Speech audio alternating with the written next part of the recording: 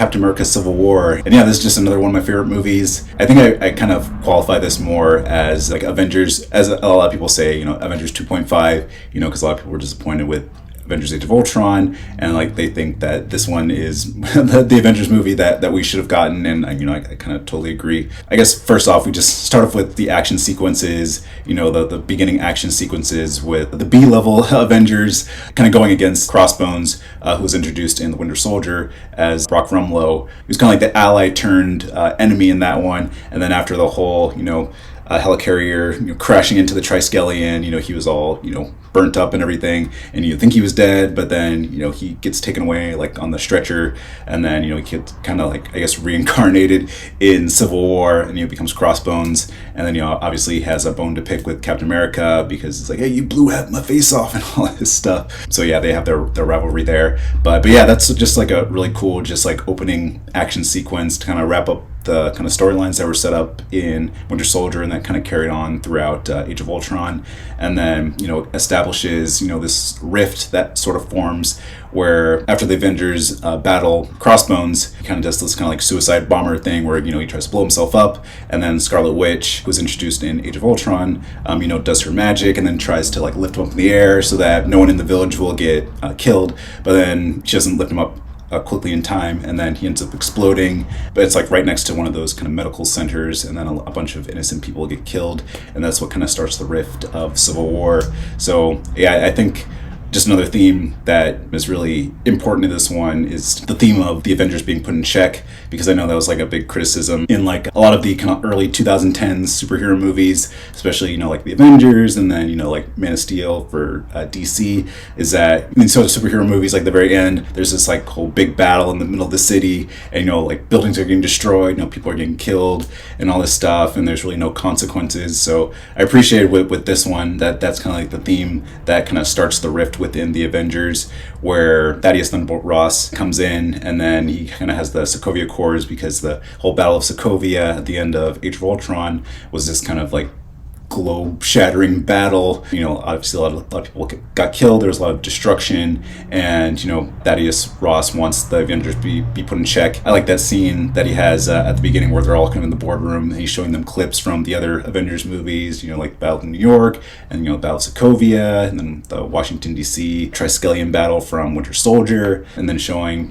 like the people, the ground level, like the people's point of view of like dodging all this like debris that gets flown around, and like these buildings that are collapsing on them. I think that was just a good like element to bring into these Avengers movies to kind of like make it more realistic and keep the characters in check. So that obviously creates the divide within the Avengers. Tony is all for the Accords, that they need to be put in check, because the whole theme of him in Age of Ultron, creating Ultron and feeling responsible for the destruction of Sokovia, and that scene in MIT where he's talking to the mother of one of the victims who were in Sokovia who was killed during the battle with Ultron, and he feels that guilt and that shame from that. So that's a really good motivator for him. And obviously with Age of Ultron, he was trying to create like a suit of armor around the world and everything with Ultron, but obviously that went terribly, and he feels guilty. So I really appreciate that was a really good motivation for him to be for the Sokovia Accords.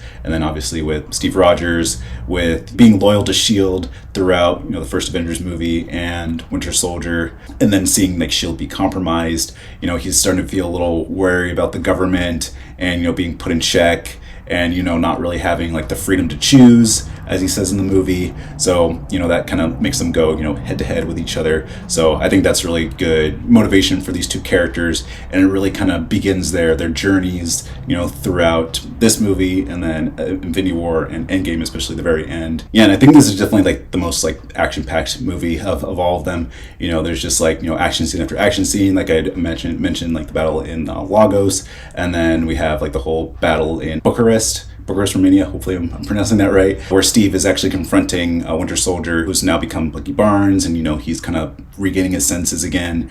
And, they have that whole confrontation where the police force is going after him because of the whole like bombing in Vienna. They did deduce it down that it was the Winter Soldier because, spoiler, Baron Zemo had like the prosthetic of Bucky Barnes' face over him. So when they have like the kind of security footage of the Vienna UN bombing, they can see like someone who looks like Bucky Barnes. So the police force goes after him, and Steve Rogers knows that Bucky has to be innocent, so he kind of goes after him, gets there first, tells him about what's going on, and then the police force storm the apartment that he's in, and the whole like stairwell and roof chase battle. And then you have Black Panther in there as well, who's going after him because during the UN bombing scene, his father T'Chaka was killed in that. So now T'Challa now has become the Black Panther and become the new king of Wakanda, and kind of take the mantle. And now he has this vengeance towards the Winter Soldier. So his whole mission is to like go after him and bring him to justice. But I guess before I continue on into the action scenes, I guess I wanted to bring up like the characters that kind of get introduced in this one. You have T'Challa / Black Panther, and then later on Peter Parker / Spider-Man.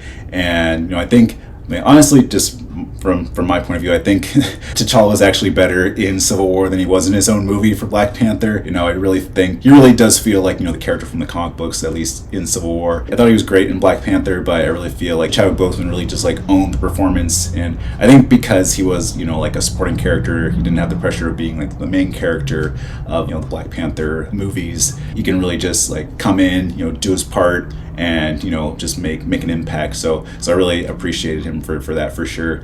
And then of course Tom Holland as Peter Parker / Spider-Man was really great. I know there's this whole like kind of debacle that was going on between Sony and Disney of like having the rights to Spider-Man, and I know the Russos really like fought for Peter Parker to be in Civil War because in the comics he's very much like the kind of the game changer of that story. So I know it's really important for them and the writers to have him in this story to kind of have like a third party of it, kind of like what they did with Black Panther, because with Black Panther they wanted to have like a third party who wasn't really involved in the whole divide between Steve Rogers and Tony Stark when it came to the Sokovia Accords. So they really wanted to have like kind of third party heroes within that battle.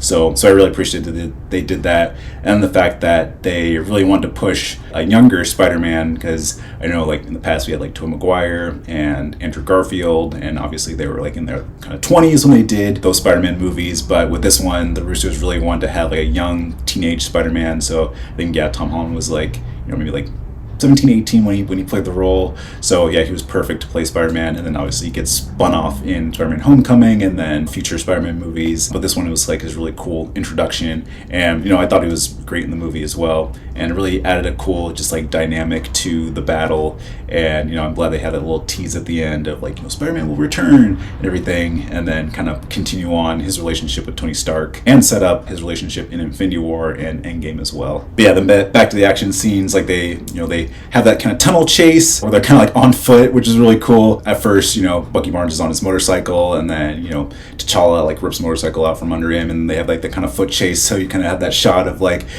Bucky, then Black Panther, and then Steve Rogers. And you can just see like how fast they are because they're both enhanced from their abilities. So it's really cool to see them just as I guess normal people just running and everything. So I thought that was cool. But yeah, they eventually capture Bucky, and they take him to the headquarters, and we meet Everett Ross, who's kind of like the head of like the CIA and everything. They have that interrogation scene, and then again, spoiler alert, where Zemo kills the psychiatrist, and then takes the book that had all the trigger words that gets introduced at the beginning of the movie that kind of activates the Winter Soldier. So he's kind of reading off all the words, and then Bucky gets activated as a Winter Soldier, breaks out, and then we have that whole other action sequence where he's literally fighting half of the Avengers as he breaks out, and then he tries to steal the helicopter, and then we have that cool shot of Steve Rogers trying to grab on to the side of the helicopter, and then he has that kind of like pose position that everyone's like cheered about. I know the Russos wanted to have that just to show like just how strong Captain America is as a super soldier, and obviously probably Chris Evans wanted to do it just to show off like how much he worked out for this role and everything, which yeah, totally understandable. But yeah, they eventually get Bucky under control, and then Bucky tells him and Sam Wilson that he's not the only Winter Soldier, so they have to travel to the whole Winter Soldier compound. In order to do that, they have to get to the German airport. But then obviously that's when we have our whole big battle, which, is definitely the highlight of the story. We have like the two factions going against each other, and I can go on and on about it. But yeah, I know like when I was like in the theater, just seeing all that, seeing like the two sides like clash with each other, I know the Russo Brothers were really inspired by, like the whole splash page aspect where, the entire, like in the comics, they have the entire like 2 pages is just like one shot of like a whole action scene. I know they kind of built that up, especially in Endgame. They kind of wanted to keep that theme through, but yeah, it's just like super amazing. What else can I say about it, really? But then eventually, as the battle goes on, Rhodes is actually accidentally hit by Vision, who's actually trying to go after Bucky and Captain America as they kind of fly off in their jet, and then Rhodes slams down the ground and then gets paralyzed, and then that kind of ends the battle there, kind of makes it more personal. The story kind of goes on, and we kind of get to the very end where Captain America and Bucky and then secretly Black Panther make it to the Winter Soldier compound, and then they kind of look around and see that all the Winter Soldiers have been killed, been shot by Zemo, and then Iron Man comes in. They have their kind of like brief interaction, and they're kind of supposedly allying with each other. Zemo plays the footage of the whole assassination of Winter Soldier killing Tony Stark's parents, and obviously that makes it very personal. And then Tony Stark is like, did you know? Steve Rogers always says yes, and then that's what has that whole 3-way battle of like Captain America and Bucky going after Iron Man, and then Iron Man going after Bucky, and then we get the whole iconic shot of Iron Man and Captain America going against each other. Iron Man shooting his lasers, and then Captain America has his shield up, and then they have that big old clash. Bucky comes in, fights off Iron Man, but then Iron Man blows off his arm and he's about to kill him, but then Steve comes in and saves the day, and then fights him off. Uses the shield and it's like smacking his chest, and then the arc reactor kind of turns off, and then the battle is at a stalemate at that point, and then Steve and Bucky kind of go away, and then Tony Stark is like, he's like, you don't deserve that shield, my father made that shield, and then Steve drops the shield, and then that's the end of that, and then Iron Man is just kind of left there. But yeah, it's just like action after action scene, a lot of like great just like character development. It really moves the MCU forward. This kicks off phase 3, and where the Avengers are disassembled, and then just before the greatest threat is looming in the distance with Thanos approaching, and then that kind of leads us into Infinity War. But yeah, I think there's just like a lot of like just drama. It's a lot of great action, a lot of great character growth. A lot of characters kind of get back into the fold. We get Clint Barton, who was retired at the end of Age of Ultron, but then he kind of gets brought back in, and then we have Ant-Man, who was introduced in like the previous film, and he becomes obviously it's like the twist in the whole battle of him becoming Giant Man, and Spider-Man swinging around his legs with his web, and then he gets toppled over, and then he has a reference to Empire Strikes Back. It's like, have you seen that really old movie, Empire Strikes Back? That scene on the ice planet with the walking thingies? That was great. But yeah, he gets introduced, but then at the very end, they get taken to the raft, and they're in this prison. But then since Steve Rogers was on the run, he kind of comes in and breaks them out. So that was a really cool tag at the very end of that one. And then half the Avengers are on the run, and then some of the Avengers are kind of like left limping, and then Bucky is eventually sent to Wakanda, where he's kind of like put to sleep again, and then that kind of sets up the events for Black Panther. Yeah, I guess just another like quick thing I wanted to say was just like I really appreciated the writers and the directors balancing of the cast and the characters. There's like, as these movies goes on, like the cast kind of gets bigger and bigger and bigger, but you really feel like there's really good balance between all the characters and their storylines. Like you don't really feel like overwhelmed. I know some critics criticize the movie for that, where like there's just like too many characters, too many action scenes. As you watch the movies go on and you kind of stick with it chronologically, you see that they really do carry over storylines from previous films. And I think like the one thing about these movies is that you can't really watch them in isolation, especially Civil War and then Infinity War and Endgame. You can't just like go into them not knowing any of the canon that came before, because you have to know like what Steve Rogers has been going through, what Tony Stark's been going through, and then you have to see like their clash as their storylines continue, and then how they kind of get twisted at the very end of this one. I think that they really do a good job. And this is more like a television series. The Russo brothers, coming from television, like Arrested Development and Community and like other shows that they've done, they really know how to kind of draw a story out and kind of make it more serialized, so that you don't just watch a movie in isolation. You have to come into it realizing that that there was stuff that comes before it, and that's setting up future aspects of it. So I really appreciated that they want to bring that kind of serialized storytelling from television into the films, so that people can like really be engaged. I was reading like an interview that they were really wanting to have reason to bring people into the theater, continue that theater going experience, and with these kind of big blockbusters. And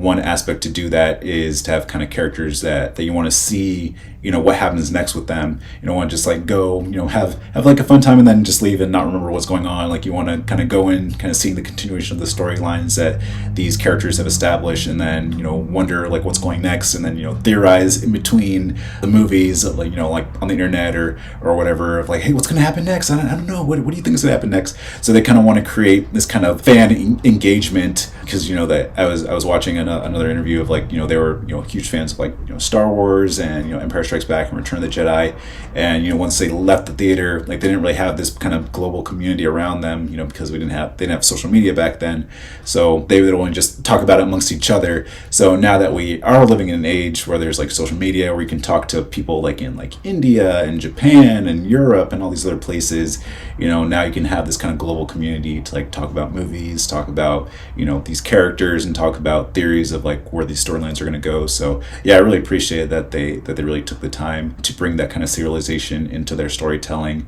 and kind of balance out the characters, and have you care about them as their storylines move forward in future films.